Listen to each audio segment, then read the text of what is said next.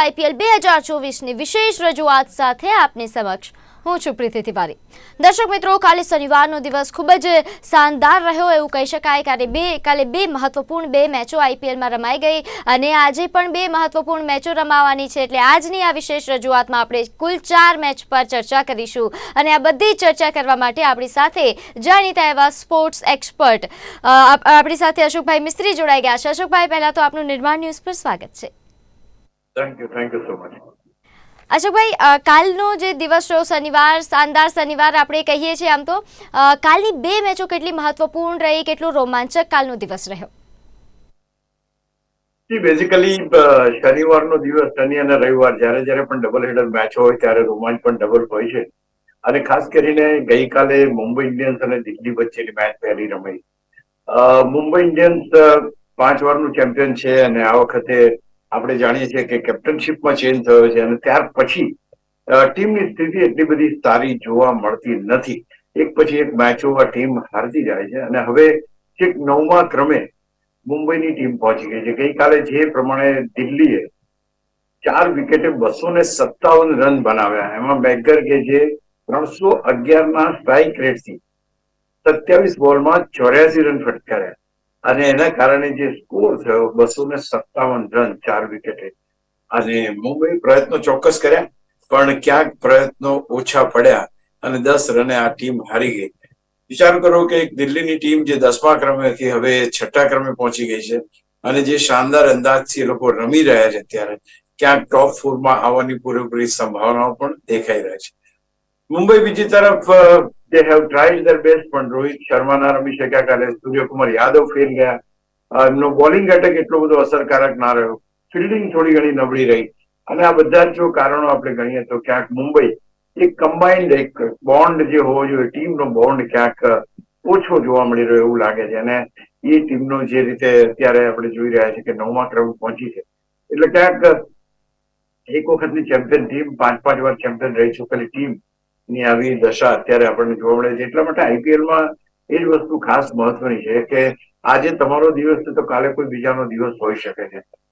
દિલ્હીની જો વાત કરીએ તો દિલ્હી રિષભ પંતની આગેવાનીમાં બહુ સારું કામ કરી રહી છે અને ખાસ કરીને મેકગરની જે ઇનિંગ હતી, that was the turning point અને ત્યાર પછી તમે જોવા જાવ તો આ ટીમ 10 રને જીતવામાં પણ સફળ થઈ। અહીંયા મુંબઈ ઇન્ડિયન્સની જે વાત છે, મુંબઈ ઇન્ડિયન્સ એટલે આપણે વધારે વાત કરીએ છીએ કારણ કે ચેમ્પિયન ટીમ રહી ચૂકી છે। આ ટીમનું હજુ જે સમીકરણો બેસવા જોઈએ એમ બેસતા નથી। હજુ જે બેટિંગ કોમ્બિનેશન છે, બેટિંગ કોમ્બિનેશન બરાબર થતું નથી, ક્યાંક એકબીજા વચ્ચે જે પાર્ટનરશિપ થવી જોઈએ પાર્ટનરશિપ બનતી નથી। ઓન ધ અધર હેન્ડ દિલ્હીનું જ્યારથી મેકગરની ટીમમાં એન્ટ્રી થઈ છે ત્યારથી એણે બહુ શાનદાર પ્રદર્શન કરવાનું શરૂ કર્યું છે અને he really has given lot of very good, જેને કહી શકાય વિજય મેળવવામાં એમને સફળતા મળી છે। એટલે અહીંયા આગળ જોઈએ તો હવે દિલ્હી આગળ નીકળવાની તૈયારી કરી રહ્યું છે।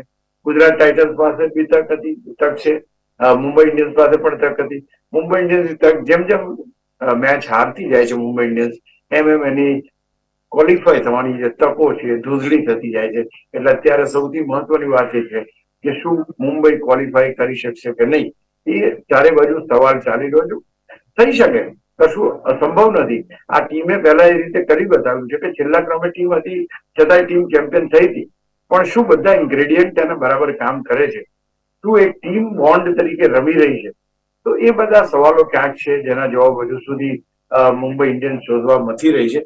એટલે આ જે પર્ટિક્યુલર સિઝન છે 2024ની, એ સિઝનમાં મુંબઈ ઇન્ડિયન્સનું પાછું આવવું થોડુંક મુશ્કેલ લાગે છે। અસંભવ ક્રિકેટમાં કશું નથી, એટલે આપણે એમ કહીએ કે એક રોમાંચક મેચ લોકોને જોવા મળી।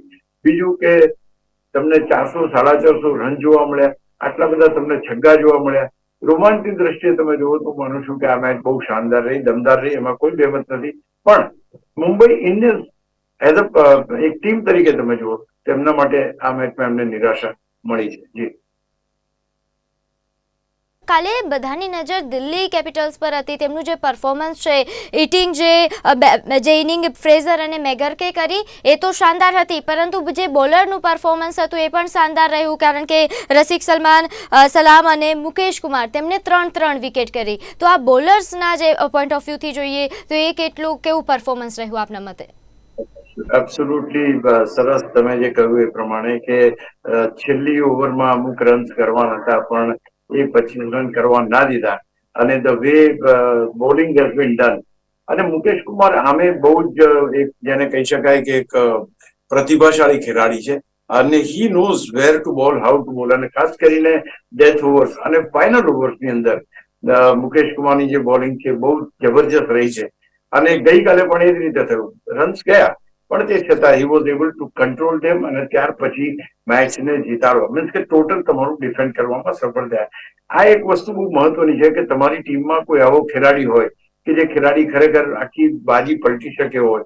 એક જ ઓવર હતી અને એ ઓવર ક્રુશિયલ હતી અને રન્સ પણ થઈ જાય એવા હતા પણ તે છતાં દેટ બોલિંગ વોઝ સુપર અને નોટ ઓનલી દેટ તમે આખું ઓવરઓલ તમે જોવા જાઓ તો મુંબઈની બોલિંગ દિલ્હીની બોલિંગ સારી લાગી જ આપણને બીકોઝ દિલ્હીએ જે રીતે બોલિંગ કરી છે એમને એટલી બધી તકો આપી નથી કે ચોગ્ગા છગ્ગા ખેલાડીઓ મારી શકે અને ખાસ કરીને જે પરિસ્થિતિમાંથી ટીમ પસાર થઈ રહી હતી એ પરિસ્થિતિમાં આ પ્રકારની બોલિંગ એકદમ ઘાતક પુરવાર થઈ અને અચ્છા આમાં એક વસ્તુ એ બને છે કે Rishabh Pant as a captain is now proving himself as a good captain.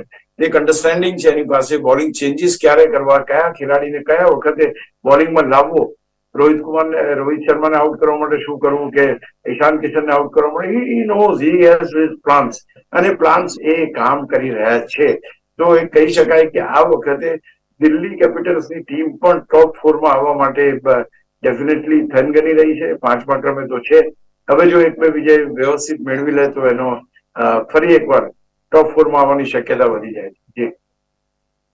અને કાલની જે બીજી મેચ હતી એ પણ એટલી શાનદાર કહી શકાય કારણ કે રાજસ્થાન રોયલ્સ અને લખનઉ સુપર જાયન્ટ્સ વચ્ચેની જે મેચ હતી એ આપના મતે કેવી રહી કાલે? મેચની દ્રષ્ટિએ તો એક ટીમ જીતી ને એક ટીમ હારી એમ કહેવાય પણ જે રોમાંચનું તત્વ હોવું જોઈએ અથવા તો જેને કહેવાય ને કે એક નેલ બાઇટિંગ ફિનિશ એવી વાત હોય કે સારી ફિલ્ડિંગ જોવા મળી હોય સારી બેટિંગ જોવા મળી હોય સારી બોલિંગ જોવા મળી હોય. ગઈકાલની મેચમાં લખનૌએ નિરાશ કર્યા બીકોઝ ધ વે રાહુલે 76 રન માર્યા અને હુડાએ 50 રન માર્યા એ સિવાય કોઈ સ્પાર્ક બેટિંગમાં દેખાયો નહીં પહેલી વાર ભલે 196 રન થયા એ લોકોના પણ ક્યાંક એ રીતે દે વર નોટ સો કોન્ફિડન્ટ. ગયા વખતે જેને બહુ શાનદાર બેટિંગ કરી સ્ટોઇનિસ 0માં આઉટ થયો પુરનના 11 રન એટલે again this team is fading અવે ઇન ધ સેન્સ કે અત્યાર સુધી ટોચના સ્થાન પર આવ્યા તો ખરા પણ now it becomes difficult for him to maintain that. એ અત્યારે આ બધી વસ્તુ બહુ અગત્યની છે કે તમે ચોથા ક્રમે કે ત્રીજા ક્રમે પહોંચી ગયા પણ તો શું તમે મેન્ટેન કરી શકો છો તમે ત્યાં રહી શકો છો તો તમે ટોપ 4 માં રહેશો.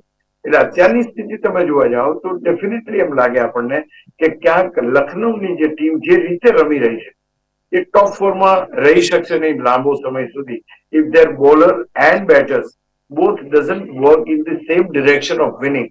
તો આ એક એમના માટે બહુ મોટું ચેલેન્જ છે અને કેએલ રાહુલની કેપ્ટનશીપ વિશે પણ ઘણી ચર્ચા છે કેપ્ટનની બેટિંગ વિશે પણ ઘણી ચર્ચા છે અને બોલિંગ ચેન્જીસ વિશે પણ ચર્ચા છે અને ખાસ કરીને ઇમ્પેક્ટ એઝ અ કેપ્ટન જે પડવો જોઈએ એ કેપ્ટન તરીકેનો ઇમ્પેક્ટ આપણને જોવા મળતો નથી.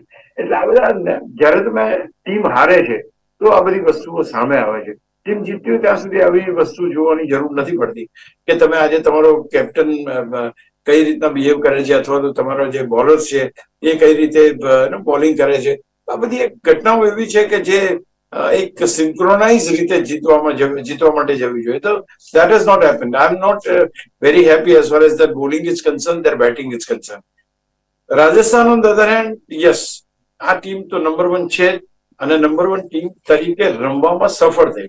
શરૂઆતની 2 વિકેટો જલ્દી ગુમાયા બાદ ધન સંજુ અને જુરેલ આ બંને ખેલાડીઓ એક મજબૂત બેટિંગ આપી. અહીંયા એક પુરવાર થાય છે કે રાજસ્થાનની ટીમ કેટલી મજબૂત છે. મજબૂત ઇન ધ સેન્સ કે શરૂઆતના 2 બેટર્સ એમના ટોચના બેટર્સ એ આઉટ થયા પછી પણ they were been able to keep that momentum અને ત્યાર પછી સંજુ અને જુરેલ એક મોટી પાર્ટનરશિપ બનાવી અને they have very comfortably won the match. મને કોઈ એવો હેફેઝાર્ડ ના લાગ્યું કે દોડાભાગી કરવી પડે છે. સંજુ ઇઝ વેરી કેલ્ક્યુલેટિવ અને કેલ્ક્યુલેટિવ રીતે રમીને જે રીતના જોઈએ છે એ રીતના વિજય અપાયો.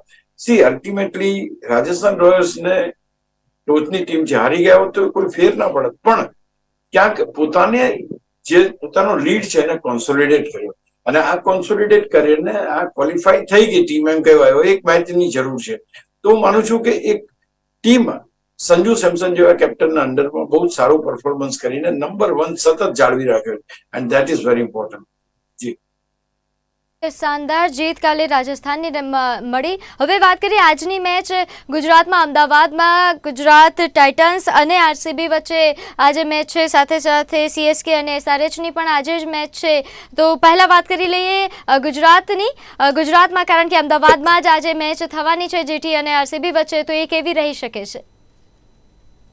અહીંયા બહુ જ સમીકરણો બહુ અલગ પ્રકારના છે. ગુજરાતની ટીમ આજ મેદાન ઉપર 2022માં ચેમ્પિયન રહી, 2023માં રનર્સઅપ રહી, 2024માં પાછલા ક્રમે છે, 7મા ક્રમે છે.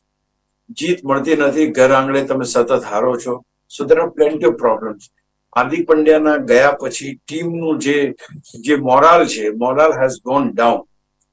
શુભમન ગિલની કેપ્ટનશીપ અસરકારકતા તો પરિણામોથી ખબર પડે છે, પણ ઓવરઓલ તમે ઓન ધ ફિલ્ડ પણ જ્યારે એને તમે મુવમેન્ટ કરતો છો તો એ કોન્ફિડન્સ લેવલ જે હોવું જોઈએ, કોન્ફિડન્સ લેવલ જણાતું નથી. બીજી એક મને લાગે છે કે અગત્યની વાત એ પણ છે કે પહેલા કદાચ તમારા કોચ હોય કે તમારા મેન્ટર હોય એ તમને સીધી સૂચના આપી શકતા હતા, બહાર બેસીને બી કહી શકતા હતા, અથવા ધારો કે કેપ્ટન બાઉન્ડ્રી પર હોય તો એને આવીને વાત કરી શકતા હતા. આશિષ નેહરાને આપણે ઘણી વાર જોયા છે આવું કરતા. તો આ વખતે એકચ્યુઅલી મને એમ લાગે છે કે BCCI is become little strict, કે આ પ્રકારની કોઈ ઇન્સ્ટ્રક્શન તમે ડગઆઉટમાં બેઠા બેઠા પાસ ઓન કરી શકો નહીં. અને એ મુંબઈ ઇન્ડિયન્સ સાથે પણ એક ઘટના બની છે. તો મને એમ લાગે છે કે આ રીતના જે ઇન્સ્ટ્રક્શન્સ કે બાઉન્ડ્રી ઉપર કેપ્ટન ઉભો રહે ને કોચ આવીને એને કહેતો જાય કે તું આમ કર આમ કર આમ કર, એ જે ઓનફિલ્ડ ઇન્ફોર્મેશન પહોંચાડવાની જે વાત હતી, હું મારા ખ્યાલથી એક સૌથી બેઝિક વસ્તુ આ પણ માનું છું કે જો ઇફ ઇટ ઇઝ સો, તો પછી આશિષ નેહરા એ શુભમન ગિલને કઈ રીતની પરિસ્થિતિને હેન્ડલ કરવી એ કોમ્યુનિકેટ કરી શકતો નથી. અને આગળની મેચો અથવા તો આગળ ચેમ્પિયનશિપ જ્યારે જીત્યા ત્યારે હાર્દિક પંડ્યા સાથે બનતું હતું કે હી was able two connect to him, અને ક્યારે બી કહી શકતો હતો કે આમ કર એવરી બોલ એ તમને કેમેરા ઉપર જોવા મળતા હતા. તો આ વખતે કદાચ એની ઉપર થોડો એ રાખ્યો લાગે છે. That is the reason Nehra બહાર દેખાતા નથી. નહીતર એ always he loves to be in front of the camera અને એનું સ્માઇલ આપે ને વાત કરતા હોય. બટ આ જે વર્ષે છે ને, આઈ થિંક દેટ ઇઝ આખી ટીમને બેકફૂટ ઉપર લઈ જાય. શુભમન ગિલનું એટલું બધું કમ્યુનિકેશન એની સાથે બોન્ડ એટલો દેખાતો નથી. That's number 1. ટીમ હારે છે, ટીમ પાસે જે બોલર બેટર્સ છે, betters including Shubman Gill being A captain is suppose two score runs, અને એની પાસેથી રન્સ ના મળે એટલે સમગ્ર ટીમ પર એની જે કહેવાય એની અસર પડે. એટલે તમારા પૂરતા રન થતા નથી, તમારા હાથમાંથી મેચ નીકળી જાય, તમારા બોલર્સ એટલું અસરકારક કામ કરતા નથી. પંજાબની મેચ જે નીકળી ગઈ, કેટલું છેલ્લા બોલે આમથી આમ થઈ ગઈ મેચ. તો આ જે પરિસ્થિતિઓ જેવું એ થાય છે. એટલે કે હેન્ડલિંગ ધ ટીમ્સ, આવી સિચ્યુએશનમાં ટીમને હેન્ડલ કરવામાં જે સ્કિલ્સ જોઈએ એ સ્કિલ્સ કદાચ મને લાગે છે ગુજરાત ઇઝ મિસિંગ આઉટ. એટલે શુભમન ગિલ અને બીજું ગિલ છે, શાહ છે, સાઈ સુદર્શન છે, ઉમર જાય છે, મિલર છે, બેટર તો બધા એના એ જ છે જે પેલા ચેમ્પિયન રહી ચુક્યા છે. અને હજુ આ ખેલાડીઓ કેમ નથી રમતા એક સવાલ છે. બટ લેટ્સ સી, એ લોકો રમે અને સારું પ્રદર્શન કરે. Bangalore on the other hand they are very happy. they are not very much કે ભાઈ અમે ટોપ 4માં જવા માંગીએ છીએ.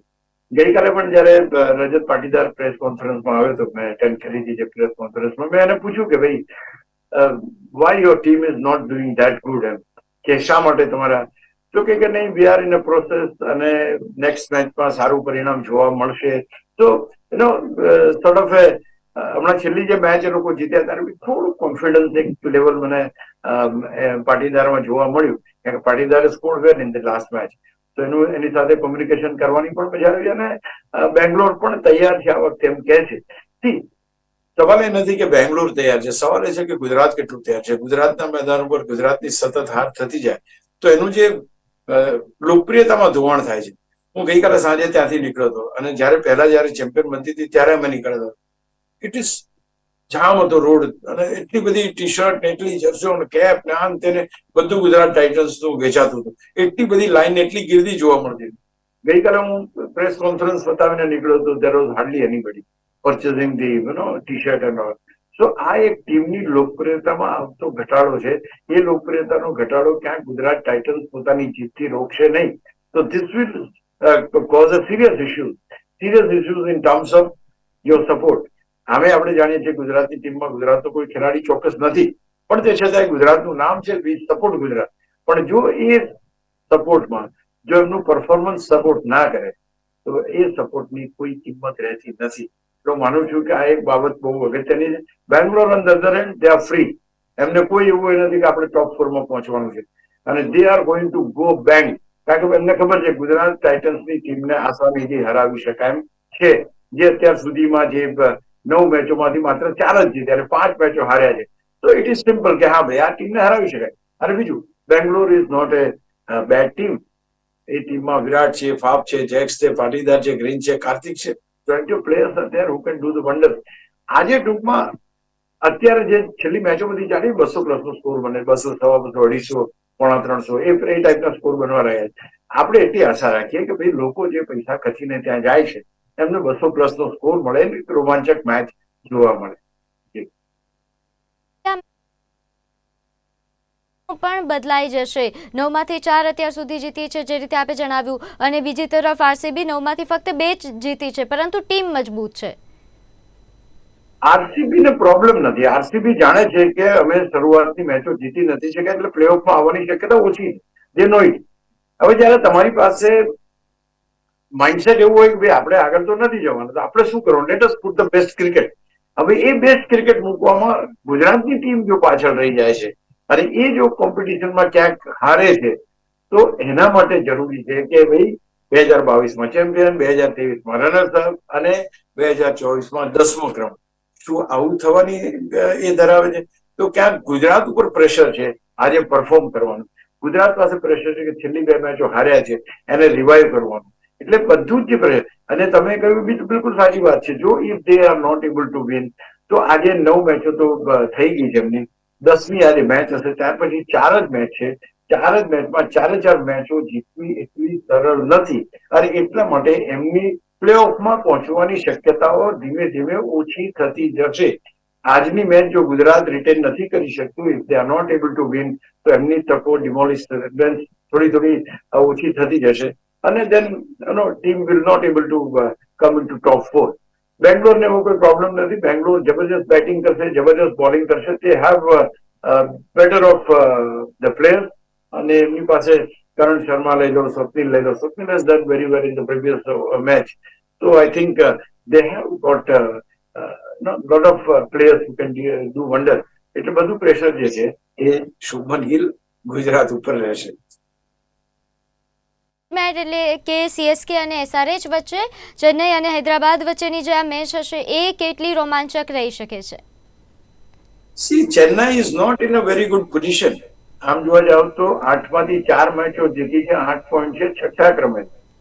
હવે જયારે તમારી પાસે દિલ્હીની ટીમ સારું પરફોર્મ કરતી તમને જોવા મળે છે, જો તમે 2 મેચો ઘર આંગણે હારી ચૂક્યા છો અને આ મેચની અંદર ઘર આંગણે તમે હૈદરાબાદ જેવી જબરી ટીમને, જબરી એટલા માટે કે આને રેકોર્ડ બનાવ્યા છે, કેટલા બધા રન, 288, 277, 266, આવા મોટા સ્કોર બનાવનારી ખતરનાક બેટ્સમેનો ધરાવતી આ ટીમ છે. એની સામે જે પ્રકારની બોલિંગ ચેન્નઈ સુપર કિંગ્સ કરી રહી છે અથવા તો ઓફર કરી રહી છે, it is not up to the mark. એટલે અહીંયા આગળ હૈદરાબાદ સામે ચેન્નઈને જીતવું પણ જરૂરી છે, 2 પોઈન્ટ મેળવવા પણ જરૂરી છે, અને ખાસ કરીને એની બોલિંગને સુધારવી પણ પડશે. ભલે આપણે કહીએ કે MS ધોનીની ટીમ છે, બધું બરાબર છે, જે પરિસ્થિતિમાં અત્યારે ટીમ છે એ પરિસ્થિતિમાં એની પાસેથી એક જીતની અપેક્ષા કરવી પડે. ઘર આંગણે તો છે, લોકો તો સપોર્ટ કરશે, બ્લાઇન્ડ સપોર્ટ છે એને, પણ જીત આપવી અરે જીત અપાવવી એ પણ એની જવાબદારી. એટલે બીજી બાજુ હૈદરાબાદ છે, Hyderabad is right on the top. કોઈ 2 નથી, 8માંથી 5 મેચો જીત્યા છે, 3 મેચો હાર્યા છે, 10 પોઈન્ટ છે. એટલે they are on a very good condition. Head જોરદાર છે, અભિષેક જોરદાર રમે છે, માર્કરમ જોરદાર રમે છે, ક્લાસેન જોરદાર રમે છે, સમદ જોરદાર રમે છે, રેડ્ડી જોરદાર રમે છે. તો 7 થી 8 તો બેટ્સમેન હોય છે કે જે એક જાય બીજો આવે તો ખતરનાક જ આવે એવું લાગે આપણને. સો હૈદરાબાદની ટીમ તો સ્ટ્રોંગ છે. એ સ્ટ્રોંગ ટીમને હરાવવા માટે ચેન્નઈ સુપર કિંગ્સે કંઈક નવી રણનીતિ બનાવવી પડશે. Because it doesn't happen every time કે તમે ખાલી MS ધોનીની ટીમ છે એટલે જીતી જાઓ. કારણ કે ત્યાં આગળ રમવા માટે ત્યાં મેદાન ઉપર પરફોર્મ કરવું એ પણ એટલું જ જરૂરી છે. એટલે આઈ એમ વેરી શ્યોર કે આજે જે દબાણ છે એ દબાણ ચેન્નઈ સુપર કિંગ્સ ઉપર થશે. કારણ કે જે પ્રકારની સ્થિતિ અત્યારે ત્રીજા ક્રમે SRH ની છે એને કોઈ લગભગ સ્થાનમાં ફેર પડશે નહીં. But if Chennai is not able to win this match, એને પોઈન્ટ ટેબલ ઉપર એક જેને કહેવાય મુશ્કેલ પરિસ્થિતિનો સામનો કરવો પડશે. એટલે આ સમીકરણો અત્યારે આજની જે મેચો બંને મેચો છે બંને મેચોમાં પ્રેશર તમે જોવા જાવ તો એક ટીમ પર આવ્યું છે. એટલે કે પહેલી મેચનું પ્રેશર ગુજરાત ઉપર છે, બીજી મેચનું પ્રેશર ચેન્નઈ ઉપર છે. બંને પોતાના ઘર આંગણે રમે છે અને બંનેને પોતાને એક સારું પરફોર્મન્સ આપવાનું છે. કઈ ટીમ કેટલી સફળ થાય છે અને કયા સમીકરણો બને છે એ તો મેચ પછી ખ્યાલ આવશે. પણ જે કોમ્બિનેશનથી અત્યારે ટીમ રમી રહી છે, ચેન્નઈ સુપર કિંગ્સને એક સારો બોલર અને ગુજરાતની ટીમને એક સારો બેટર ટીમમાં કાં તો ઇન્ક્લુડ કરવો પડશે અથવા તો એ પ્રકારનો બોલિંગ એમનો જે ક્રમ છે ગોઠવવો પડશે, જેથી કરીને એક સારો બેટર એ શરૂઆતની ઓવર્સમાં બેટિંગ કરી શકે છે. ચેન્નઈને જો આ મેચથી વાપસી કરવી હોય હોમ ગ્રાઉન્ડમાં, કારણ કે જે રીતે આપે પણ જણાવ્યું કે 2 વાર મેચ હારી ચૂક્યા છે તેઓ, હવે વાપસી કરવી હોય તો કેવા પ્રકારના ફેરફાર કરવાની જરૂર છે? બેટિંગમાં કેવા પ્રકારના ફેરફાર કરવાની જરૂર છે? પહેલી, ચેન્નઈ પાસે બેટિંગ તો સારી છે, there's no doubt about it. એટલે જો ચેન્નઈને કમબેક કરવું હોય અને જો ટોસ ચેન્નઈ જીતે તો they will have to score more. એમની પાસે ઋતુરાજ ગાયકવાડ છે, રાણે છે, મિચલ છે, જાડેજા છે, દુબે છે, મોઇન છે. ખેલાડીઓ તો છે, પણ ખેલાડીઓ mix in the sense some of them are young, some of them are seniors. ધારો કે રાણે છે, તમે મોઇન અલીને લાવો ટીમમાં, તો આ બધા સિનિયર ખેલાડીઓ છે. એમની પાસેથી અપેક્ષા તમારી બહુ છે, સાથે સાથે ડિલિવર ઓછું થાય. એટલે તમને બની શકે કે એના જગ્યાએ કોઈ યંગ ચહેરો ના ખેલાડીનું ઇન્ક્લુઝન થાય. અને બીજું કે એક સારી શરૂઆત ઋતુરાજ ગાયકવાડ અપાવે. કારણ કે જો ચેન્નઈ સ્કોર કરી શકે છે બસ 250 સુધીનો, કારણ કે હવે તો 250 મિનિમમ સ્કોર કરવો પડે એવી સ્થિતિ થઈ ગઈ. જો આ લોકો એટલો સ્કોર કરી શકે છે તો એ સ્કોર પર ઓવર જે રન બનાવવાના છે એ વધે તો પ્રેશર હૈદરાબાદ ઉપર આવી શકે. બાકી હૈદરાબાદ ઇઝ બેટિંગ ફર્સ્ટ, તો હું માનું છું કે જો એમના બેટર્સ ચાલી ગયા તો એ બીજો એક વિક્રમી સ્કોર બનાવશે, એમાં એ નથી. ચેન્નઈની પાસે બોલિંગનું ડિપાર્ટમેન્ટ છે થોડુંક, એ છે Pathirana, Shardul, Mustafizur, Deshpande, they are not able to આટલો. જો કે આમ તો હવે અત્યારે એવું બન્યું છે કે મોટાભાગની મેચોમાં 200+ નો સ્કોર થયો છે, મોટાભાગની મેચોમાં 250 સુધીનો સ્કોર પણ થયો છે. એટલે આ વસ્તુ તો દરેક બોલર પણ સમજે જ છે કે બોલરોનો કચ્છરગાણ 2024માં થઈ રહ્યો છે. એમને એટલો માર પડ્યો છે કે જેની કોઈ હદ નથી. એટલે આ રીતે જોવા જાવ તો તમારી પાસે બોલર સારો હોય કે ખરાબ હોય, માર તો તમને પડે જ. ગઈકાલે જોયું કે મુંબઈ ઇન્ડિયન્સના જસપ્રીત બુમરાહને પણ માર પડ્યો. તો માર પડે ઇન ધ સેન્સ છગ્ગા ચોગ્ગા વાગ્યા. તો હું માનું છું કે આ એક વસ્તુ, એક ફિનોમિના તમારે જાળવી રાખે, સમજવાનું છે કે ભાઈ બેટિંગ જ તમને બચાવી શકશે, તમને બોલિંગ બચાવી નહીં શકે. એટલે તમારે જે કંઈ થઈ શકે એ તમારી સારી પાર્ટનરશિપ. ગઈકાલની જે પાર્ટનરશિપ કેવી જબરજસ્ત છે શરૂઆતની, એની પહેલાની પાર્ટનરશિપો કેવી કે 2 કે 3 વિકેટો જ પડે છે. તો આ જે વસ્તુ છે એ ક્યાંક ચેન્નઈ સુપર કિંગ્સમાં થવી જોઈએ. આઈ ડોન્ટ થિંક કે તમે જો MS ધોની માટે વેઇટ કરો 8મા ક્રમ સુધી એ તમને છગ્ગો મારી જીતાડે, એ અપેક્ષાએ જો રહેશો તો ચેન્નઈને જીતવી મુશ્કેલી પડવાની છે. Because Hyderabad is not a ordinary team. એની પાસે કમિન્સ છે, પછી ઉનડકટ છે, ભુવનેશ્વર કુમાર જેવા ખતરનાક તો બોલર્સ છે, ટી નટરાજન છે. They have got terrific bowlers and terrific batters. એટલે ચેન્નઈને ટેરિફિક બોલર્સ નથી એનો, તો એને ટેરિફિક બેટિંગથી જ એને જીતાડી શકે એમ છે. પેલા હૈદરાબાદ ભારે પડવું હોય તો તમારે 200-250 નો સ્કોર તમે કરો તો એ તમે એની ઉપર ભારે પડી શકો. If it is going one sided તો હું નથી માનતો કે તમે એટલું અસરકારક આજનું રમી શકશો. અને બીજું કે તમે 6ઠ્ઠા ક્રમે છો એ પણ ધ્યાન રાખવાનું છે. આનાથી નીચે ઉતરશો તો ફરી ફાઇટ બેક કરીને પાછું આવવામાં પણ તકલીફ પડશે, કારણ કે દરેક ટીમ અત્યારે નવા સમીકરણો સાથે, નવા રન રેટ સાથે, નવી રિક્વાયરમેન્ટ સાથે રમી રહી છે. એટલે ઓલ સડન ડન બંને મેચોમાં રોમાંચુ તત્વ તો છે, પણ સાથે સાથે બંને ટીમોનું ભવિષ્ય જે છે એ ભવિષ્ય કઈ રીતે આગળ વધશે એ પણ ક્યાંક સંકેત આજની મેચો પછી આપણને મળી શકે. એક છેલ્લો સવાલ, ટૂંકમાં જવાબ આપજો. અત્યારે જે પોઈન્ટ ટેબલની સ્થિતિ છે તે કેવા પ્રકારની છે? પોઈન્ટ ટેબલની સ્થિતિ બહુ શાનદાર છે, કારણ કે Rajasthan Royal right of the top 16 point સાથે છે, અને ત્યાર પછી KKR છે, ત્યાર પછી હૈદરાબાદ છે, લખનઉ છે.